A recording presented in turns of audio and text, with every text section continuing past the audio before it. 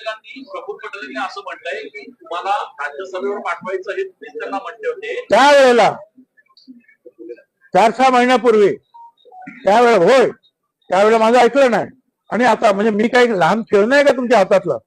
तुम्हाला वाटेल तेव्हा तुम्ही आता वरती आता बसा खाली आता निवडणूक लढवा बर तेही जाऊ द्या. पण माझ्या मतदारसंघातील लोकांना मी राजीनामा दिल्यानंतर काय वाटेल.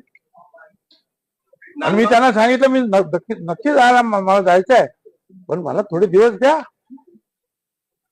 माझ्या मतदारसंघामध्ये माझी काही कामं ती पूर्ण करतो लोकांची समजूत काढून मग जाऊ. म्हणजे तुम्ही म्हणणार बस बस उठ उठ छगन भुजबळ तसा मनुष्य नाही. लोकसभेवर मी जातो म्हणालो ऐन वेळा तुम्ही कच खाल्ले नाव जाहीर नाही केलं.